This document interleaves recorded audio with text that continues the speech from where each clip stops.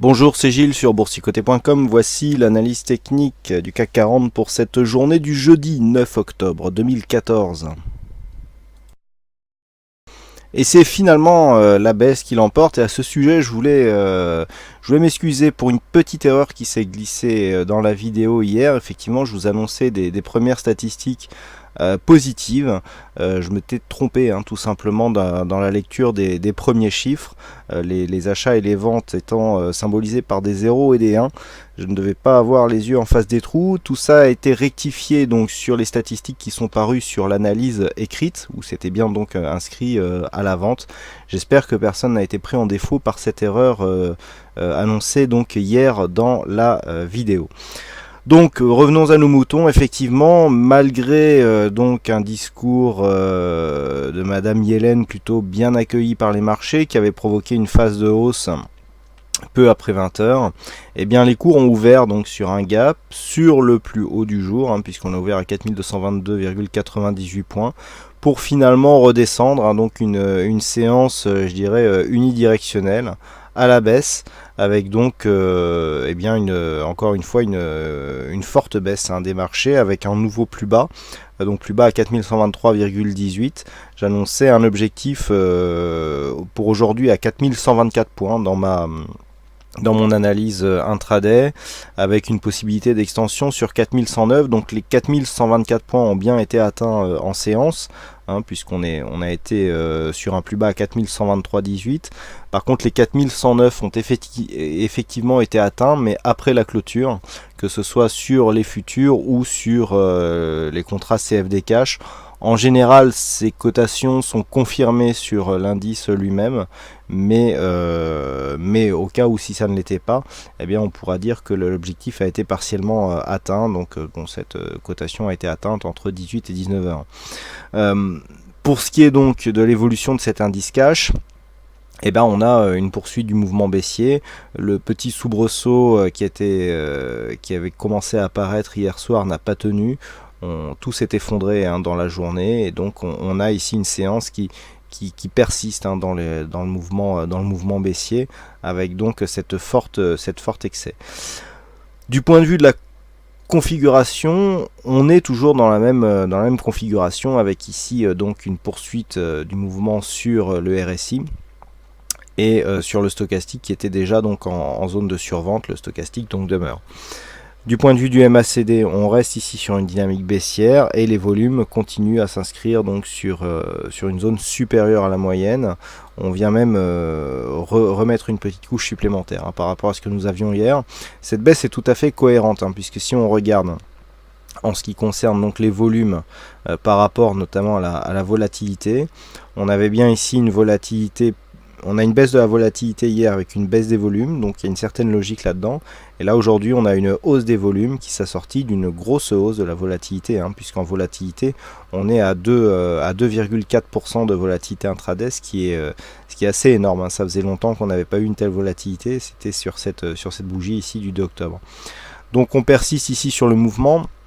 Le retracement donc du 161,8 est cassé, et même avec force. On s'est approché du 261,8%. Je vous avais même dit d'ailleurs quand on l'avait tracé que ce retracement était peu atteint. C'est dire ici, bon, il a été dépassé sur le futur, ça devrait être confirmé demain, mais c'est dire si quelque part la dynamique ici est puissante, puisque un 261,8% qui est touché sur la même dynamique que la première extension à 161,8 est témoin ici d'une pression relativement forte et d'une forte dynamique. Nous avons donc un schéma fortement baissier sur le court terme, mais cela n'est pas sans conséquence sur la tendance moyen terme. Je m'explique. Nous étions dans un schéma ici où nous avions une succession de points hauts qui étaient baissiers, et je vous avais dit que tant qu'on ne cassait pas ici ce point bas significatif, on était dans une neutralisation de la dynamique moyen terme. Le problème, c'est que là, nous sommes donc sur un flux haussier. On vient ici inscrire un point bas suite à une phase de consolidation. On remonte, donc le point haut s'inscrit sur une zone inférieure au point haut que nous avons connu ici en juin. et donc on est en train de casser ici cette zone, puisque la zone des 4109 qui a été cassée par le futur, qui est cassée au moment où je vous parle, puisqu'on est sur 4100 points, cette zone ici est en train de casser. On est en train de passer dans un flux moyen terme baissier, puisque si nous avons une succession ici de points hauts baissiers et une succession de points bas baissiers, d'après la loi de Dow, d'un point de vue moyen terme, on rentre effectivement dans un flux baissier moyen terme. Donc là, il va vraiment falloir surveiller demain cette zone des 4109. Si on avait un enfoncement approximatif à celui que nous avions du point de vue de l'amplitude entre juin et ici le point haut que nous avions eu en début du mois de septembre, c'est-à-dire environ une centaine de points, eh bien, on validerait ici un flux. Donc la centaine de points, ça nous ramènerait à 4010 points. 4010 points, on a d'autres choses qui vont venir se mettre en place, on serait quasiment sur cette zone-là. Nous avons cette zone des 4109, donc lorsque l'on avait cassé ici le retracement des 61,8%, à savoir les 4262 ici, sur cette bougie donc du 2 octobre, je vous avais indiqué que eh bien, il y avait de fortes probabilités que l'on aille ici sur le retracement des 4109 points. Ça, c'est en train d'être fait. Ensuite, si on casse cette zone ici, eh bien, il y a des risques donc de s'inscrire dans un flux baissier, c'est l'objet de l'analyse actuelle. Ensuite, nous avons d'autres points bas. Nous avions ici une zone à 4072 points, qui était une zone majeure. On est venu tester à 2 reprises cette zone ici entre fin 2013 et février 2014. Et depuis, donc, on s'était inscrit dans un biais haussier. Si on vient donc rallier une centaine de points sous cette zone des 4109 pour venir chercher par exemple 4009, 4010 points, on validera aussi une cassure de cette zone et là on aura une dynamique qui sera clairement et fortement orientée à la baisse. Donc là, la cassure ici est en train de s'effectuer, ça c'est une chose certaine. À voir maintenant si la zone des 4072 va tenir. Il n'y a rien de moins sûr, on est sur une très forte dynamique.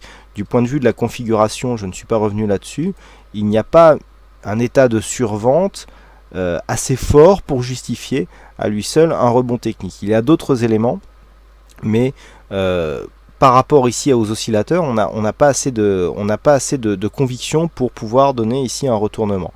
On est sur une suite ici relativement forte, mais on a un MACD qui poursuit, on a des volumes qui sont en hausse, on a une volatilité qui est en hausse, donc tous les éléments ici, les éléments que nous avons, eh bien, vont dans le même sens, à savoir une continuité baissière.